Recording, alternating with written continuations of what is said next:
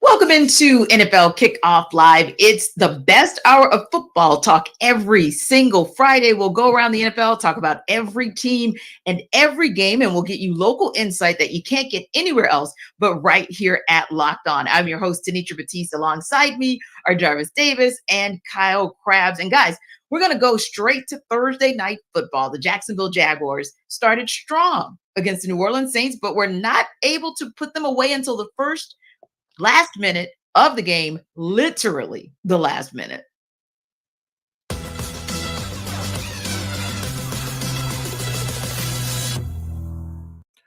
A win is a win again for the Jacksonville Jaguars. I'm Tony Wiggins with the Locked On Jaguars podcast. We're at your team every day. Unbelievable that the Jacksonville Jaguars hold on to win 31-24 versus the New Orleans Saints in the Big Easy. In a game, the Jaguars dominated early, but just didn't score enough points to pull away and made enough mistakes that allowed the Saints to hang around and stay in the game. Trevor Lawrence started out very hot, ironically ran the ball extremely well, even though he was banged up.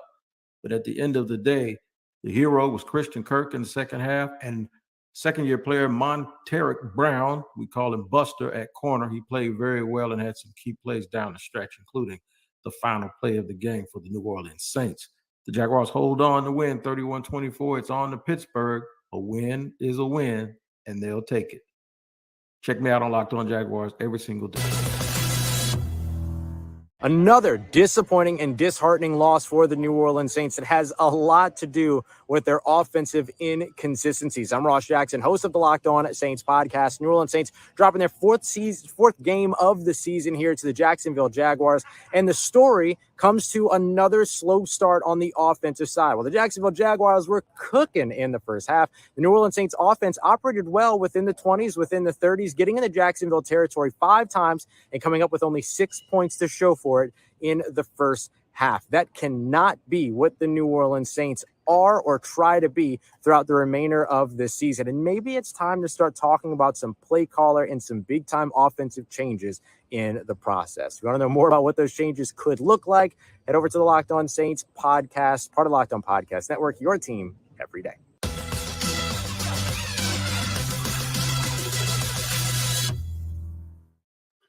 Whew, guys, that was some kind of game last night. Literally, it had you on the edge of your seat. Now, Jarvis, can either the Jaguars or the Saints, based on what you saw last night, maybe as your most recent sample size, can either of them be a contender? My quick answer for the Saints is no, because like I said, there are just too many issues.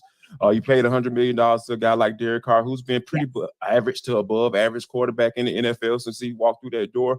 So, and then you talk about the play calling standpoint. I thought Ross made a great point. You talk about slow starts to games. Something is wrong, right? There is, from a scheme standpoint, a game planning standpoint, Pete Carmichael just hasn't been able to figure that out. So, and Derek Carr looks like it. You know, you just see after incompletions on whether it be third down or even when they tried to attempt it on fourth down, it was just a frustration.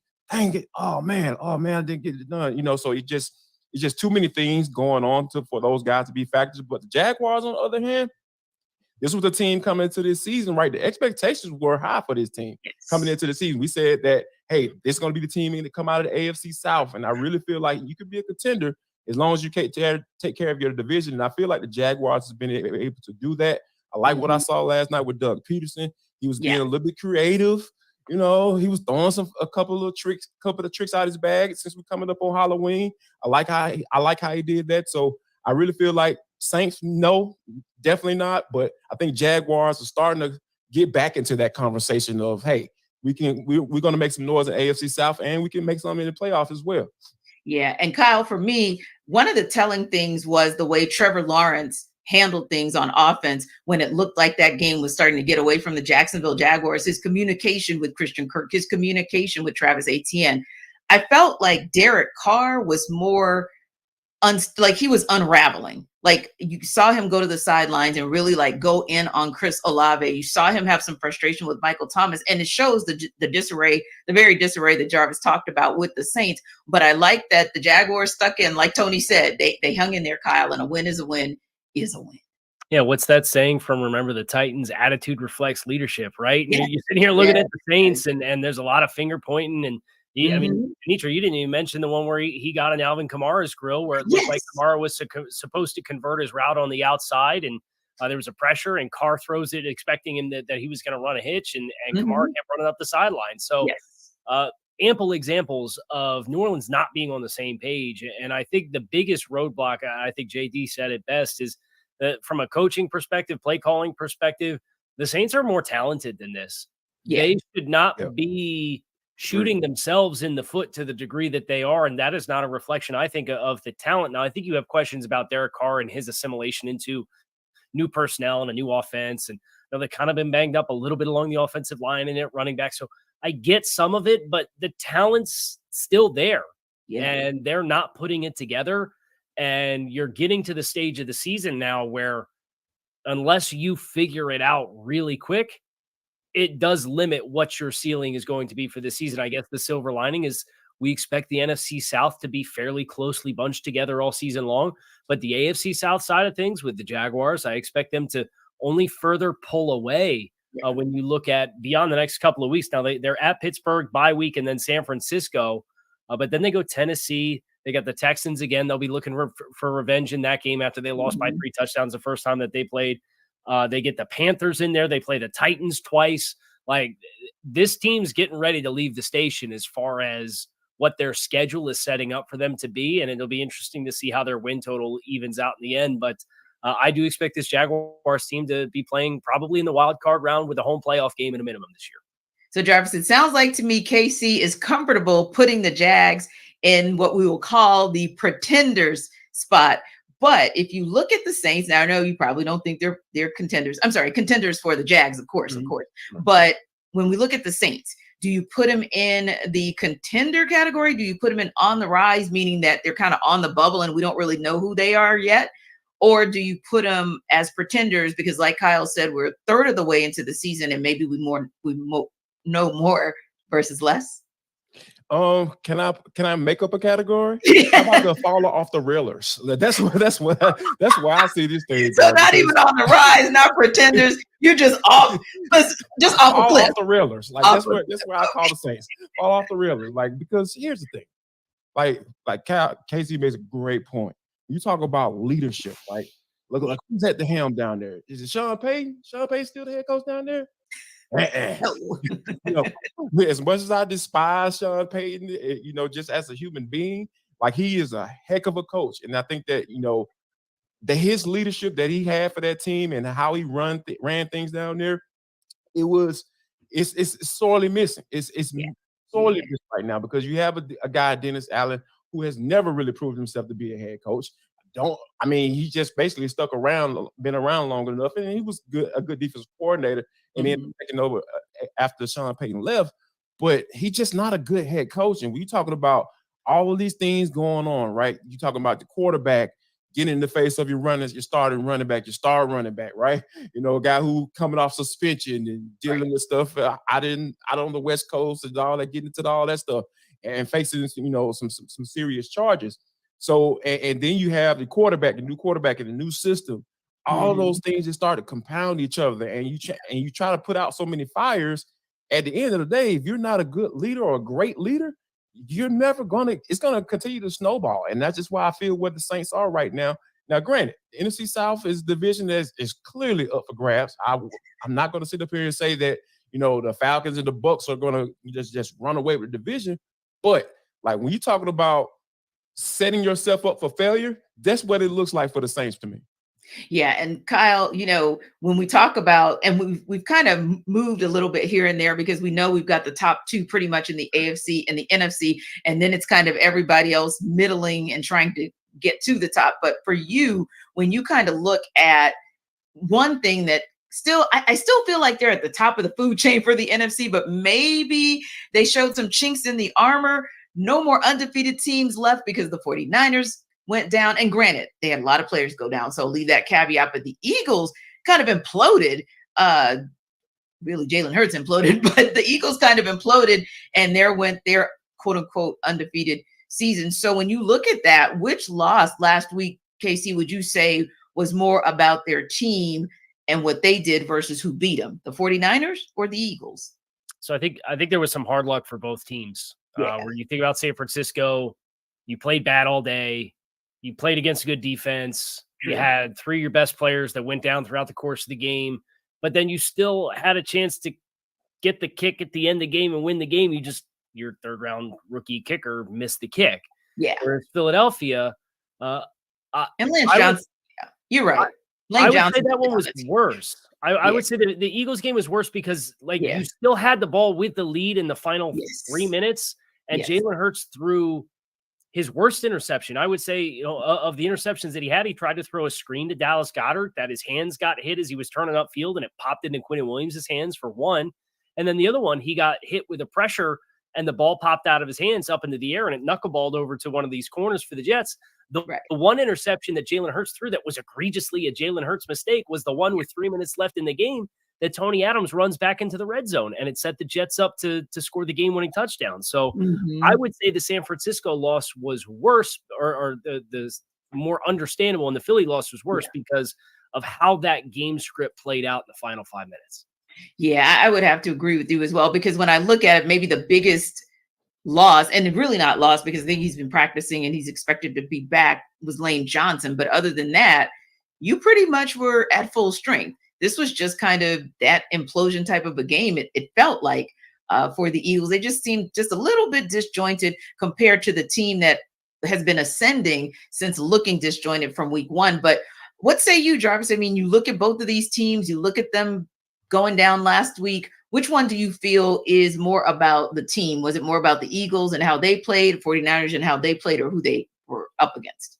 I think it's more so what they were up against, because I really like the San Francisco 49ers look invincible this year, right? Like, they've been putting up points and they've just been dominating up front, and then they go out and go get a guy like Randy Gregory, and he get his first sack, since being, traded from the Broncos. It's just, and I think I found it interesting that both teams went up against like pretty high level defense. I'm going to go out on a limb and say Cleveland is elite defense. It took an elite defense for San Francisco to get their first loss of the season. I think that stands out to me a little bit more, because the Philadelphia Eagles, let's just be honest, y'all, they've been playing with fire the entire season. You know what I'm saying? So it's just been like they've been barely squeaking by, because our guy Hugh Douglas been trying to calm all Philadelphia fans' nerves up there in Philadelphia, because they've been going crazy, but they've been finding ways to win. They just weren't able to do that this particular weekend. Like you said,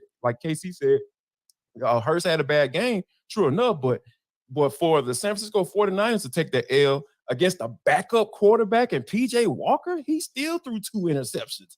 He turned the ball over as well, and they still were able to figure out a way to win that game. So I feel like that's the game that kind of stood out a little bit to me more, because like San Francisco has been dominating everybody. They just been kicking everybody's butts up and down the field. But the Cleveland Browns were able to figure it out by playing elite defense and a lot of man coverage. Man, I just love defense like that. I think the defense is back. I'm going to go ahead and go on a limb and say it. Defenses are back in the NFL. They're about to take over. I don't care. Said by the former defensive tackle. Yeah, but no prejudice, right, Kyle? No prejudice. No bias there. No bias there. But yeah, I thought, and you could make an argument both ways, right? Because in both of those situations, the undefeated teams had every opportunity to remain undefeated and just kind of get by, but they couldn't. Because, that Jets defense, it's something to be reckoned with as well. But it was interesting because my thought, too, went to, Detroit is 5-1. So where does that kind of leave, as far as the parity goes? I don't know if you guys think they've kind of leapfrogged into that top 3 that we've been talking about for the NFC. Because really, let's face it, we've been talking top 2 for the NFC since we started. But they're all 5-1 now. So I mean, Jarvis, is the playing field a little bit more level? I gotta say so, yes, because Detroit has been pretty consistent, right? Like every game we've watched or talked about, when we talk about maybe whether it be the game of the week or especially when against the Falcons and the Lions, what they did against the Buccaneers just last week. It just goes to show like you know exactly what you're going to get when you go up face a Detroit Lions team. What in the world did I just say that? Like, wow, consistency. Like that is a word that we haven't used for this team in quite some time. So, I mean, we can't not put them in that top 3 in the category, or at least say, hey, they're starting to move in that same conversation as the 49ers and the Philadelphia Eagles for sure.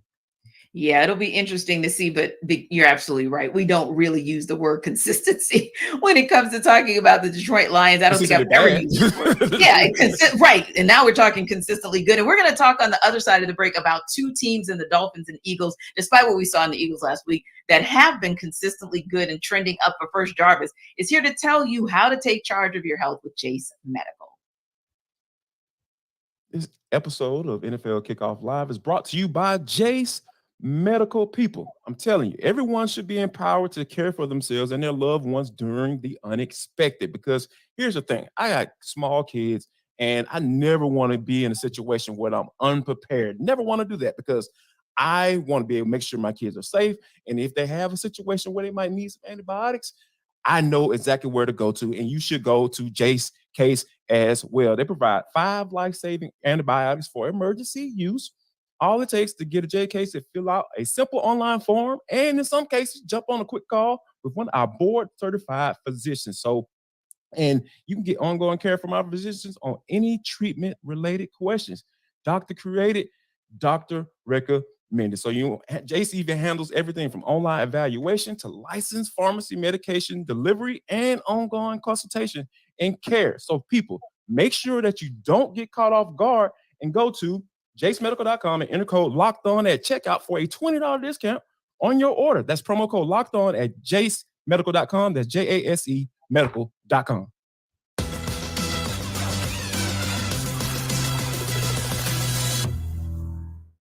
Oh, yeah, we got a big showdown coming up this weekend between the Dolphins and the Eagles. And we talked ahead of the break about those upper echelon teams over on the NFC side. But Kyle, Miami is right up there in that conversation on the AFC side. Of course, they, along with Kansas City, are both 5-1, and Jacksonville Jaguars are kind of right there, sneakily good at 5-2. But let's talk about your Dolphins. Man, oh man, are they looking good? I was kind of surfing through some things this morning, and this is the first time since maybe his Alabama days have I heard conversation about Tua Tagovailoa taking the top award in a league. When we were having conversations about him back in college about Heisman, talking about him being the MVP. I mean, Kyle, first of all, you follow this team, you cover this team each and every day. What about this team has them ready to take on the Eagles in a tough environment like Philadelphia? I think that the loss that Miami took this year, they went to Buffalo in week 4. Yes. And the Dolphins spoke, the coaching staff and the players spoke after the game about how that environment challenged the timing of their offense, because they're such a shift and motion oriented offense. Yes. They have motion at the snap on over 60% of their offensive plays. It's like a crazy high number. And a lot of that comes with timing. Well, they go to Buffalo, they get this raucous crowd that's really loud. The first 5 possessions of the game are all touchdown drives. And then Miami gets out of sync a little bit.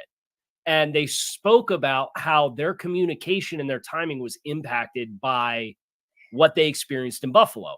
Well, they spoke about it in week 4. You've now had 3 weeks to think about the next road game environment you were going to go to, knowing that it was Sunday Night Football against the Philadelphia Eagles. Yeah. What have you done with your communication system, whether that's hand signals, nonverbal cues, silent count, whatever?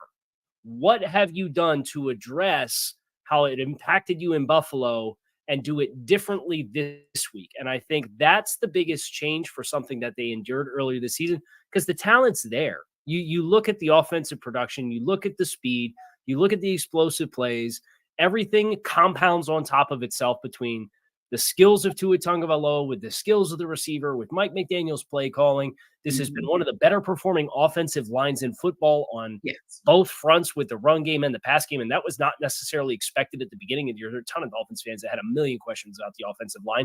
And Teron Armstead's on injured reserve right now, and they're still performing at a high level. So the talent's there. It's the ability to take what you do and put it into an environment that's a big game environment where you're not at home, and apply it. And I think that's the big question for Miami coming in. But I think the fact that they've already done it once gets them in a better position to do it against the Eagles. Yeah. Now, JD, Philly is on fire right now. Still, it's been about 5 days and they are still having meltdowns about what happened with the Eagles. But they should look at Jalen Hurts. Meltdowns. Yeah, I mean, exactly.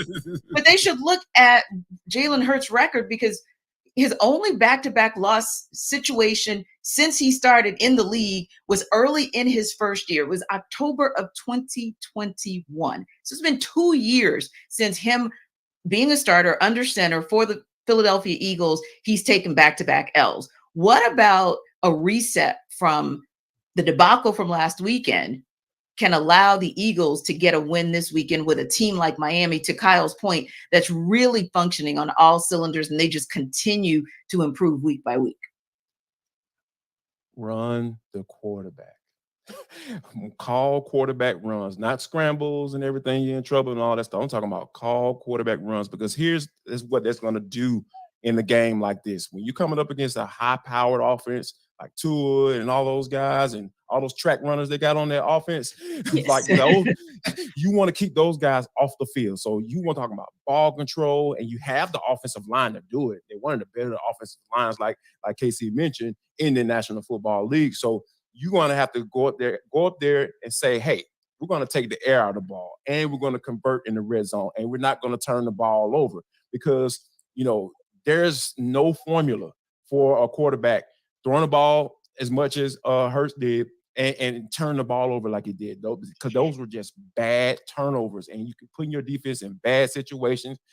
Jalen Carter is hopefully going to be back this week. That man, you bring the man back into the situation like that. Those are some of the things that can help you dominate the game like you need to do on both sides of the football. So if they can take the air out of the football, those call quarterback runs, don't necessarily put it all on Jalen Hurts' arm, to get the job done, because we know he can get it done doing both, right? They almost won that Super Bowl. They were really close to getting it done. Just getting it done. So now it's just a matter of getting a little bit more of that style offense. I know you got a new offense coordinator and everything like that. I know that guy's out the door, but you need to start implementing some of those things that brought Jalen Hurts to this point, right? This is what brought him to that point, using his legs as well, and have an MVP caliber situation at the quarterback spot. So I think that they can do that. Yeah, that'll definitely be an intriguing matchup Sunday night. Another interesting game this week will be with the second place Pittsburgh Steelers, a team that not many people believed, including Steeler Nation right here, in before the season, and the Los Angeles Rams, as they look to try and stay relevant in a very quirky NFC West, of course, outside of 49ers. Locked On Rams host Doug McCain joined our Locked On Steelers host Chris Carter to break down this can't-miss game.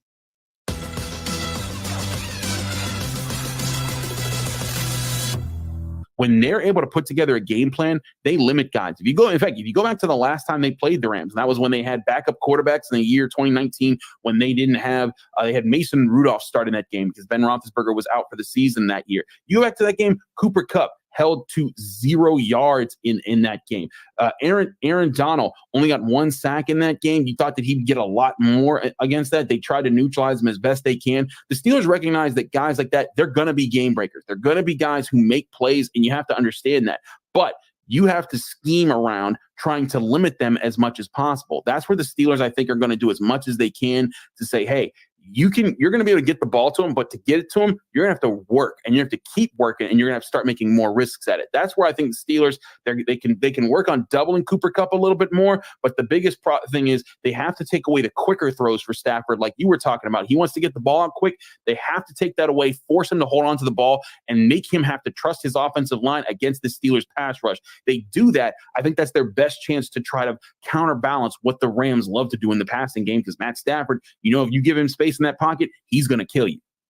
100%. I think it's absolutely one of the biggest keys. When we look back on Monday, we evaluate this game is, did they get the ball out quick? Did you run enough to keep that Steelers defense honest? If you do those two things, then you give you a chance to have some balance. You have to have some semblance of a running game in this one, because if you have the offense relying too much on explosives, it could be a miserable day for Matthew Stafford getting to the quarterback. So I'm definitely looking at that one. Also, Christopher, I have to point out this, and it pains me to say this, of course. Shout out to the Ramley, big Rams fan here, but Steelers in town, there's going to be a lot of terrible towels. They might be selling the terrible towels at the Rams concessions during this one, okay? So it's going to be a factor. You're probably going to see over 50% Steelers fans.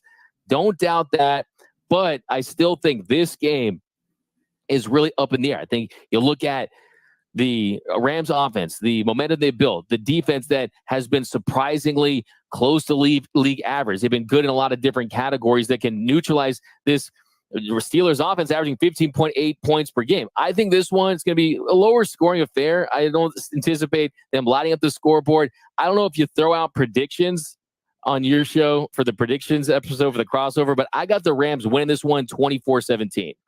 I usually hold off my predictions for Friday because I try to build up suspense to what my picks will be. But I will say, I think this is going to be a very close contest. I think both teams are still fighting to be the other teams that they want to be by the end of the season. And I think that the Rams, their strength in the passing game, it hits right at the Steelers' weakness as far as covering right now.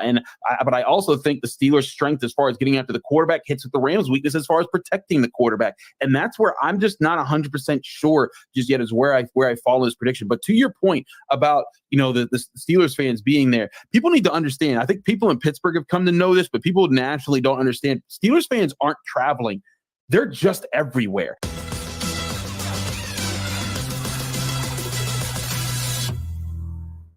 He's right. I went to a Steelers-Rams game a couple years ago in LA, and I thought I was in Pittsburgh. That said, Kyle, I think it's interesting that the guys talked a little bit about Cooper Kupp, who obviously has been back now. I think this is his second game back, which is great for that offense for Matt Stafford. But there's another guy who's really been on fire for that team, who the Steelers are going to have to definitely make sure that they're watching out for, right? And I'm thinking about like Joey Porter Jr. They're looking at elevating him to kind of beef up that secondary. But I mean, what do you think about that passing game and that passing attack for Matt Stafford? Is it more potent than what that secondary for the Steelers can do? Yeah, If the Steelers are going to have success defending the Rams passing game, I think you do need more contributions from Joey Porter and banking on that youth and the potential and how he was widely regarded as a first-round prospect that just barely slipped out of the first round. Because the athleticism of the corners that Pittsburgh has otherwise leaves a little something to be desired. The athleticism of the linebackers that are defending the middle of the field for Pittsburgh leaves something to be desired. And Matthew Stafford's playing at a really high level right now. Yeah. So Stafford throwing the ball to Puka Nacua, having Cooper Kupp back, that combo of guys, regardless of what other injuries the Rams have on the offensive side of the ball, with Kyron Williams being banged up, I don't think it matters because I look at Pittsburgh's back seven, and yeah, you've got Minkah Fitzpatrick back there, but you need somebody to help you change the math and be able to send confidently extra attention towards one of the other receivers. And if it's not going to be Joey Porter that steps up and provides that for them, I don't know that they have the horses to do it. Yeah. And Jarvis, when we talked a little bit earlier about Dolphins Eagles, one of the things that you mentioned that would be in the Eagles' favor is time of possession. And with a guy like Matt Stafford having rhythm in that passing game, you kind of want to keep him off the field as well. But if you keep him off the field, Steelers, then what are you guys going to do? Like, what is Kenny Pickett going to do? George Pickens has kind of been Captain Saver for Kenny Pickett, but he's got to step up the level of his play, and they've got to see more from their run game, from their Najee Harris, Jaylen Warren. They've got to see more from that 1-2 punch, I think, if they're going to have an opportunity to get this win. But what do you think is their best path to a win? It's going to have to be getting your Najee Harris and more involved because he hasn't rushed for a touchdown this year. Right. And it seems like Jaylen Warren is kind of taking over that whole lead back situation, especially when you talk about what he can do in the passing game from that standpoint. So, yeah, like the Steelers offense, we've been talking about on this show, ever since we started this bad boy, about how the weirdness of this offense, because they have weapons. Obviously, Deontay Johnson goes down. I think he's in the practice window right now, so we'll see whether or not he's going to be able to return. But you still have guys. You got George Pickens, you got Freiermuth, you got Jalen Warren, you got Najee Harris. They have weapons to work with. It just seems like they just can't quite figure it out. And I think that, they're going to have to, simplify this thing a little bit. I feel start running the football, get back to some of that old school Steeler Nation type offense, running the football and play action and finding your tight end, because like I said, that's what you have. You might not have your other game breaking wide receiver and Deontay Johnson, but you do have a guy in Freiermuth that you can hit on those intermediate routes. You do have a running back you can pass to out of the backfield and start working some screens and simplify, getting Kenny Pickett in a rhythm, because that quarterback class is not looking good right now. You're talking about Desmond Ridder, Malik Willis, and Kenny Pickett, which was supposed to be the second coming of the greatest class. So quite interesting to see what they're going to do. And you're absolutely right, Najee Harris. They've got to get him more involved. And to your point, not just in the run game, but he is a pass catcher. So take advantage of the pass catcher that you have. Now, when we come back, we're going to chop it up more about some contenders in a minute. But first, Jarvis is here to tell you guys about FanDuel. Guys, I'm going to let you know that this episode of the NFL Kickoff Live show is brought to you by FanDuel. Snap into the action this NFL season with FanDuel, America's #1 sports book. Right now, new customers, all the people who haven't gone to FanDuel and you've been just trying to figure out how you can make some more money, how about this? Go to FanDuel.com right now. And all you got to do is drop $5. That's it. 1, 2, 3, 4, 5. $5, and you're going to get $200 in bonus bets, guaranteed, when you place a $5 bet. And guess what? You can do with those bonus bets. What can you do, Jarvis? You can use those to put money on the spreads, player props, over-unders, and much, much more. I'm telling you guys, the FanDuel app is super safe. It's easy to use. You got to worry about anybody getting information or anything to that knowledge, right? So here's the website is FanDuel.com/lockedon. That's FanDuel.com/lockedon. LOCKEDON. FanDuel. It is the official sportsbook betting partner of the NFL. Now, guys, we talked a little bit about the Dolphins and Eagles earlier in the show. Kyle gave his perspective. Jarvis, you chimed in as well. But what about the Eagles side? We're going to talk a little bit more about that. The FanDuel line is 2.5 in favor of Philly. Will the Eagles be able to cover that? Here to sell us why is Locked On Eagles host Gino Camilleri. Gino Camilleri here from the Locked On Eagles podcast, here to sell you why on the Philadelphia Eagles and why they're going to cover the 2.5 point spread against the Miami Dolphins on Sunday Night Football. Well, first, it's a Sunday Night Football game. That means America's going to be tuned in. That means Vegas is going to be very honed in on this one. Usually these primetime games, that number, it's there for a reason. 2.5 points. What comes into play? A field goal. An end of the game field goal seems what might likely be the reason why the Eagles win this football game. It could be a boat race a majority of the time. We know Miami can put up a ton of points. But can the Philadelphia Eagles and their run offense that at time has choked away the clock get back to what they do best and control the football? The reason I say the Eagles can cover this spread is if it comes down to a field goal at the end of the game in a tied game scenario and the Eagles have the ball with, let's say, anywhere of 6 minutes and above, the Eagles have shown that they can run that clock out and get it into a situation where they can come home and win this football game. But why do I say the run game can be this effective? Well, if you look at Miami, currently they have the 25th ranked DVOA defense when it comes to the rush, 22nd against the pass. The Eagles are going to have to restrict Miami when it comes to the amount of possessions that they have. I'm going to ride with the over. I think a lot of points are scored, but I also think this game is very close. The over is at 51.5. That means that a team is going to have to score 27. Another one is going to have to score 26. Let's say the Eagles can win this one 30-27. The Eagles win. You're going to cover that 2.5. And I think it comes at the hands of the Eagles possessing the clock, controlling the run game, and winning where it matters in the trenches. I'm Gino Camilleri. Join us all 5 days each and every week over at Locked On. Kyle, you riding with Gino that Philly will be able to cover? No. Now, I'm just gonna play devil's advocate. I think the pathways for Philadelphia to win the game are there, and I think Gino's absolutely right about Philadelphia. Was really surprised that they called 45, even more than 45 dropbacks last week versus just 20 rushes is what they ended up with, and some of those were Jalen Hurts scrambles in a game that they led the entire time. So it was kind of a weird script for them last week. But nevertheless, just to play devil's advocate. That Dolphins rush defense gets hammered because they gave up 233 yards against the Chargers in week 1. They're averaging 90 yards a rush allowed team yards in the 5 games since. So that has been something where you have seen some improvement. Carolina kind of got them on their heels in the first quarter of this past game, but they were down 14-0 and then still buckled down and had a strong performance against the run for the totality of the game. So I think Miami's rush defense, while I know the efficiencies in DVOA and yards per carry, it doesn't look great, but it's because the Chargers put up 233 on them in week 1. I think that you've seen some improvement there, and I think Jalen Hurts is going to have to win this game if the Eagles are going to win this game.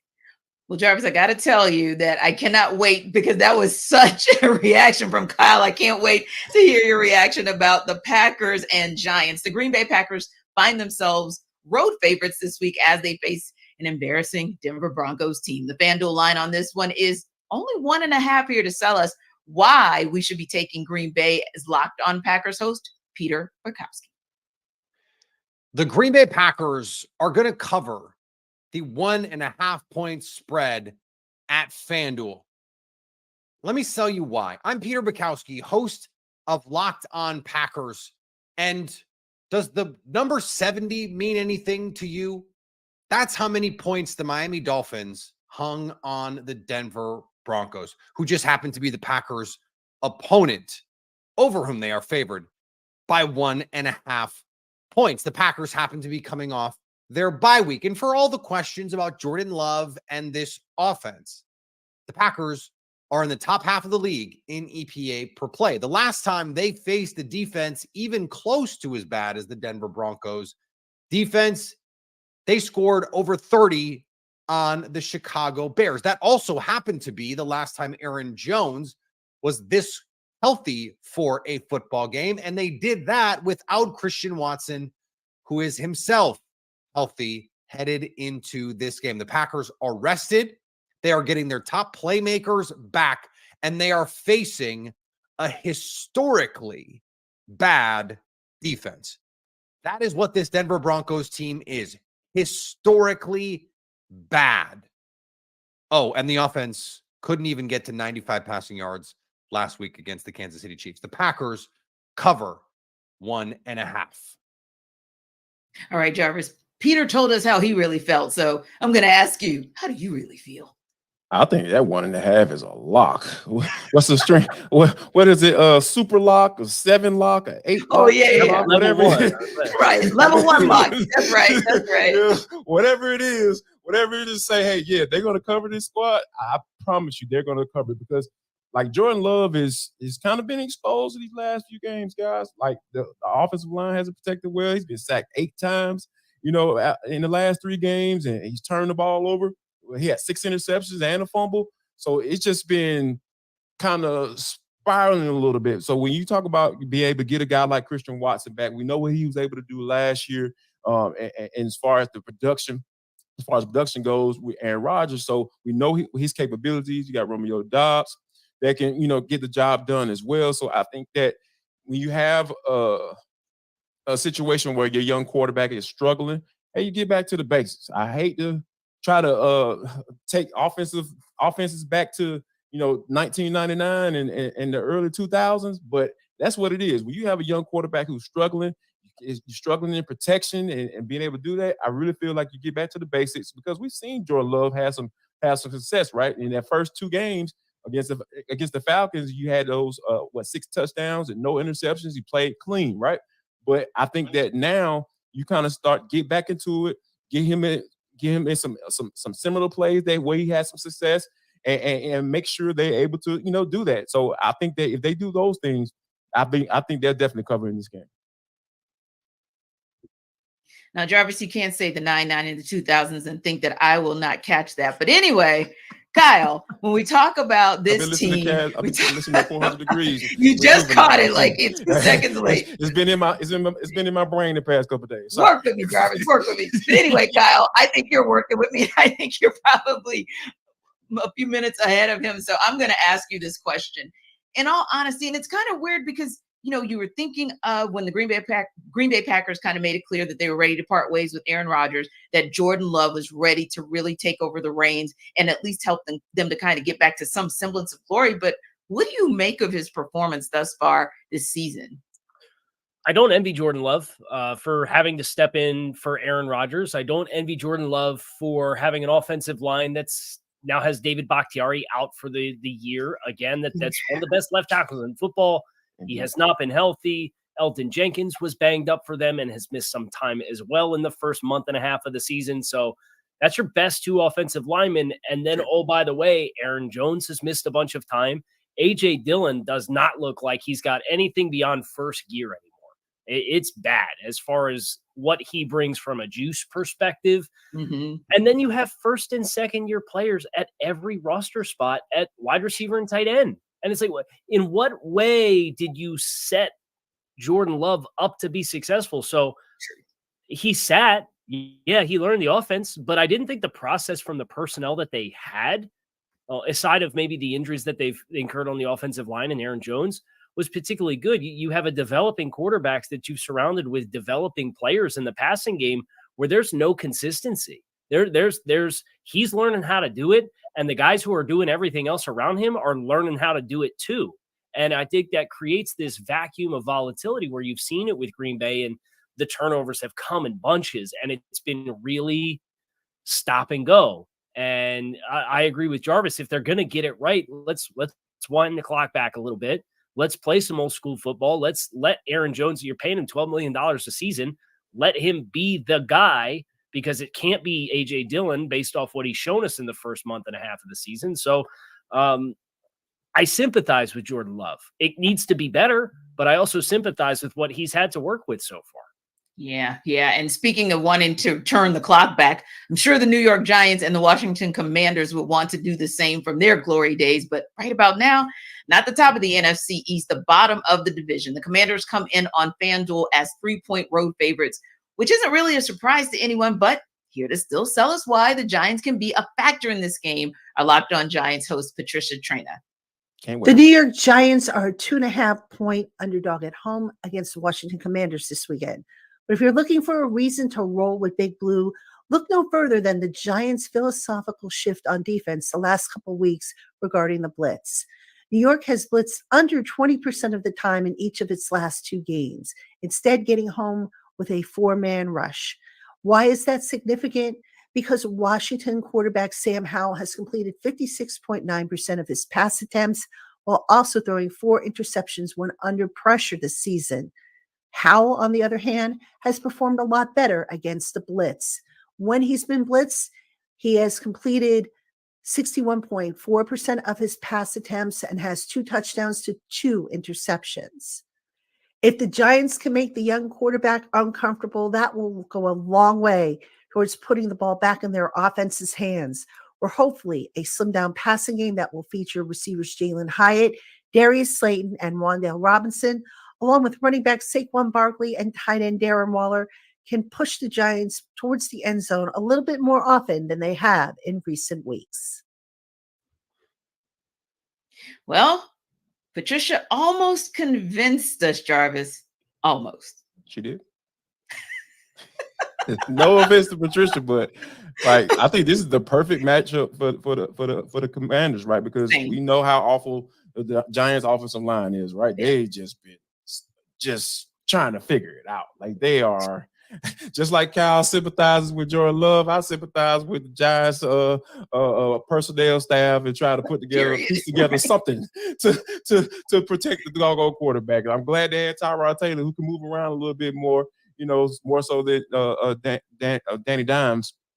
But I think that with the Washington Commanders and what they were able to do against the Falcons last week, I think that they can continue to, put put the quarterback on the ground. And I think this is a horrible matchup for the Giants because we know all of the talent that they have up and down that line from Jonathan Allen, and Deron Payne and Chase Young, all those guys that can get to the quarterback. And I think that's what's going to be one of the things why I feel like the Giants aren't going to be able to cover that spread.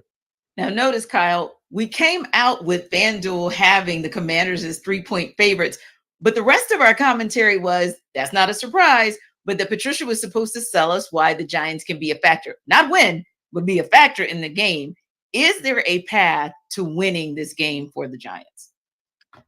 I think so. I think it involves bottling the inspired effort that the defense had last week against the Buffalo Bills. And there were some storylines in that between Brian Daboll playing against his old team and Tyrod Taylor, and he used to quarterback the Buffalo Bills and got them to the playoffs, and then they cast him out. And I think there's certainly some emotional factors that played into why the Giants played as well as they did.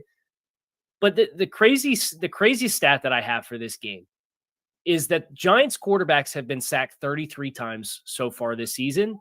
And that's still less than the amount of times that Sam Howell has been sacked this season. Sam Howell's been sacked 34 times. 4 times, yeah. This season. It's so crazy. It's just the offensive line. So when nobody can block, I think it does kind of create this chaos vacuum where it's a one bounce of the ball, right? One strip sack of Sam Howell that the Giants can run back for a touchdown. That might be all you need if the Giants are going to have success with Wink Martindale and they are going to disrupt Sam Howell and prevent any kind of sustained movement of the football. It could be that kind of game. And if the Giants are going to win, I think it has to be that kind of game where they don't shoot themselves in the foot, but they take advantage of spotty pass protection for Washington and what they provide. And Howell likes to hold the ball and try and push it downfield and make things happen. And if you could be opportunistic in those instances, I think that is your pathway for the Giants to cover 3. Indeed. And I'm sure all of our executive producers hope that path actually comes to fruition. Now, when we come back, we're going to talk a little bit about some more bottom dwellers, but we're going to end on a high note, giving you some predictions for some of our biggest games. But before we do that, Jarvis is going to tell you a little bit about Prize Picks. What's going on, good people? Jarvis Davis here for Prize Picks. This episode of NFL Kickoff Live is brought to you by Prize Picks. Prize Picks is the most fun I've had, winning up to 25 times my money this football season. I'm telling y'all, you need to get in on this. You just select 2 or more players, pick more or less on the projected stats, and place your entry. It's just that simple, guys. I've been testing my skills on Prize Pick this football season, and it's the most exciting way to play daily fantasy sports. No more waiting till the end of the season to try to collect your money, going to go knock on somebody's door saying, hey, man, I need my money. I won in a fantasy football league. Daily fantasy sports is made easy by Prize Picks, guys. You can turn $10 into $250 with just a few taps. That's it. I'm telling you, they even offer weekly promotions that can lead up to big payouts like Taco Tuesday. We're going up each Tuesday. Prize Picks discount select player projections up to 25% to provide even more value. So here's what I want you to do. I want you to go to prizepicks.com/lockedonnfl. That's prizepicks.com/lockedonnfl. LOCKEDONNFL. You know how to spell that. I'm telling you. And you're going to get a first deposit match up to $100. Prize Picks, daily fantasy sports made easy. You know, we talk about fantasy, right? And the fact that if you're going with Prize Picks, that's a good look for you. And the fact that we are a little less than 2 weeks away from the trade deadline for the NFL, talking about movement across the leagues. Now, it's a good time to look to upgrade your fantasy roster, maybe see some movement in your league as well. You might have some gems that could help you get more value in a trade. So what players should we be selling high in fantasy this week? Locked On Fantasy host Michelle Majuk is here to tell you how.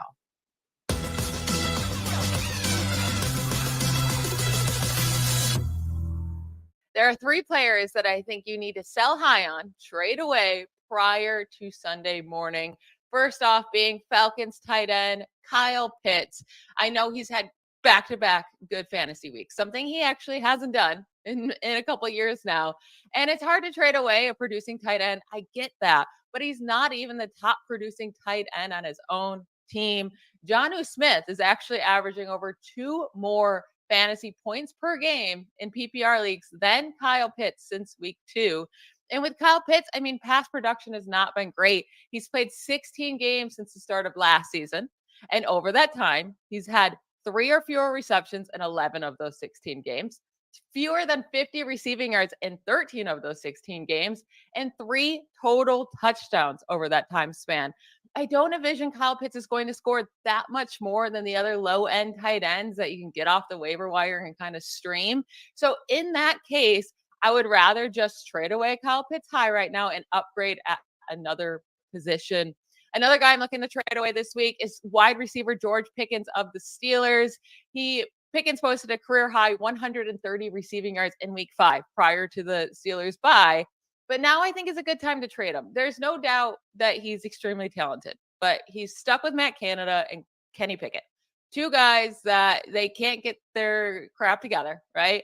And they only sometimes remember George Pickens even exists. So in that case, I don't love how highly inconsistent he's been for fantasy. And then you also have Deontay Johnson coming back from IR. Deontay Johnson is the lead wide receiver on this team. He's the top target guy, and he's going to steal targets away from George Pickens, which is going to make him even more inconsistent. So in that case, I'm looking to sell him high off of that career game he had in week 5. And then last up, it's Patriots running back Ramondre Stevenson. He actually had a pretty nice game last week, and I think that's why you can sell him right now. It was against a really weak Raiders run defense, but he came through with a good fantasy week. But the 3 weeks prior, he scored a combined 15.6 fantasy points in a full PPR league from weeks 3 through 5. Like, he was unusable. He was destroying your team. And the issue is last week he had a nice fantasy game, but he still only had 10 carries in that game. He was still losing a ton of snaps and carries to Ezekiel Elliott. The Patriots offense has been just horrendous this year, and Stevenson's workload has just been sporadic, and he's been inefficient. And I don't want to deal with that inconsistency all season long. I think this week right now, with 6 teams on bye, so many running backs being injured, there's going to be fantasy managers willing to pay up for a startable running back this week, and you can actually get really great value for Stevenson. And I don't know if you're going to continue to be able to get that after this week. So sell high on him now while you can.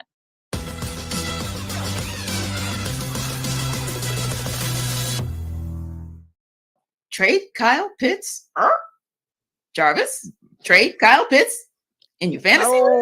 No, that's finally starting to get some type of rhythm. So Yeah. I think that Kyle Pitts is a guy that I would hold on to, because here's the thing: when we think about, we've had so many conversations about ad nauseum about what Kyle Pitts should be bringing to the table on a weekly basis on Sundays at 1:00 at Mercedes-Benz Stadium, whether they're out on the road as well. So, and I think that Desmond Ridder is finally starting to come around as far as like, okay, now I'm finding my guy. Now that he's lining up in line and he's lining up in that slot, I can get him the ball, and they're able to. Arthur Smith is able to, scheme up, some good plays for him so he can get him the football. And I think that, last week he was able to get into the end zone, and he was actually lined up on the outside on that particular play and beat double coverage. So yeah, I would hold off on trading Kyle Pitts if I'm sitting there with him, because like I know you had to be patient because I had him last year and I'm just like, I don't know about this one. So, but yeah, I will hold on to Kyle Pitts for now. Now, Kyle, another one that had me kind of scratching my head, trade George Pickens. And I can definitely hear Michelle's rationale, because Deontay Johnson is essentially, well, they're kind of 1A and 1B, just to be honest, when he's in. But Deontay Johnson, Deontay's not a threat yet because he's coming back if he actually gets to play. So I don't know if it's the time. Do you think it's the time to trade George Pickens? I think there's maybe a nice opportunity to cash out high long term. If you feel like, well, and now Pat Freiermuth's banged up and it sounds like he's going to miss a little bit of time. So you've got Deontay coming back and Pat's going out, and Jarvis is talking about how we need to get Najee Harris more involved to fix the offense and play more sustainable football, which I generally agree with. So you're looking at George. He's got over 400 yards from scrimmage, and I think that's like far and away the highest on the Pittsburgh offense thus far. Oh, yeah. If they are going to find balance at some point this season, maybe this is kind of the opening of that window to cash out high there, if you think that's the case. But I actually really agree with Michelle on Ramondre Stevenson. And if you're looking to cut your losses, you might not be able to sell high here. But they got the Bills and the Dolphins the next 2 weeks at 1-5 already. He's logged his 2 lowest carry totals of the season the last 2 weeks with 8 and 10 carries respectively. He's averaging they're averaging as a team less than 3.5 yards per carry. And then you look at what they have down the stretch when you think about playoff time, and they play the Bills, the Jets, and the Chiefs in a 4-week stretch at the end of the season too. So yeah, I'd be selling on Ramondre Stevenson whatever you can get. I'd probably be trying to get it at this stage for him. Yeah, he's the one I agree with Jarvis as well, that I think it would be a good look to go ahead and trade Ramondre at this point. What do you think, Jarvis? Yeah, I actually have him on one of my fantasy teams, so I'm kind of trying to figure this thing out. So yeah, I think Michelle sold me. I'm sold on that, because here's the thing: that offense is bad. Like, you don't know what you're gonna get from on a weekend week-out basis. On that New England Patriots coach team. Excuse me. I think there is something there that we have to understand, like what's going on in there, and you kind of got to look at the whole landscape. I understand the whole digging into the numbers and all that stuff, but look at it from a long-term standpoint. Okay, does Ramondre Stevenson going to give me the best chance to win my game on a weekly basis? And if you kind of having the foresight to say, you know what, let me see what I can get for him coming off of a good performance against the Raiders. So yeah, I think that's an excellent idea, and I might actually try to reach out to some folks to see if I can trade him on my squad. Thanks, I see. So I'm going to challenge you guys, right? Because we said we were going to end the show on a positive note. So somehow we're going to find a silver lining. And I don't mean that like I'm slanting in the direction of the Raiders, but we're going to find a silver lining in this upcoming game where there's no Jimmy G, there's no Justin Fields. We just got the notification Fields is officially out for this game. Raiders and Bears are playing with Brian Hoyer and Tyson Bagent, respectively. Kyle, of a game could it be, or do you see anything that gives you some hope that this could be a good game? This is one of the games that makes me really thankful that I'm a draftnik and I do the college scouting all year long, because Tyson Bagent at quarterback for the Bears, really fun story, played in the PSAC. And if you don't know what the PSAC is, it's like the Pennsylvania State Athletic Conference. And Casey. Like Kutztown and Pittsburgh and Westchester, and Tyson Bagent played in that level of competition, and he went to the Senior Bowl this past winter and really made an impression. He's a really fun story.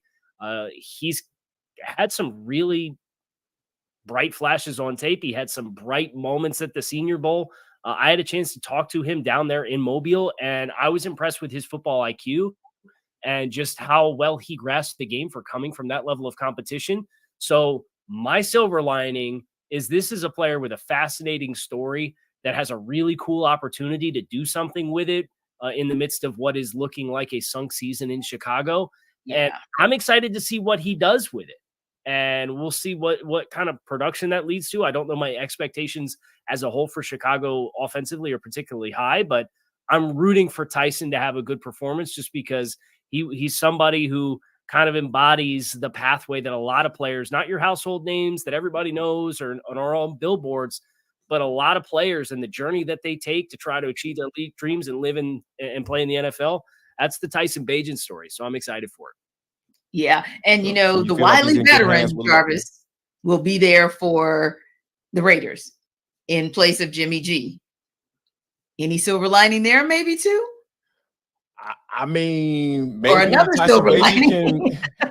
I guess maybe Tyson Bagent can strive to be a guy, be Brian Hoyer. If he can say, hey, I was like Brian, I had a Brian Hoyer type of career, I think Tyson Bagent will be doing well for himself, because we know he's come in different situations and played really well. And so, I mean, that's what you expect. So I think that, Brian Hoyer may be looking at on the other side of the field saying, hey, I remember when I was that kid, nobody knew who I was.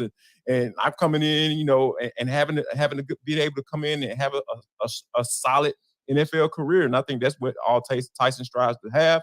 And like I said, if he can have a career like Brian Hoyer has had, yeah, he'd be doing well for himself. Tanitra, I got your silver lining for the Raiders. Okay, let's go for it. Josh Jacobs is going to average more than 4 yards per carry for the first time this season against that Bears rushing defense with those young guys on that defensive line. Jacobs obviously won the rushing title last year. Right. His high watermark for yards per carry this season is 3.6 in a game. He's going to get over 4 this week. So if you're a Josh Jacobs fantasy owner, to kind of tie everything back together, there's your silver lining.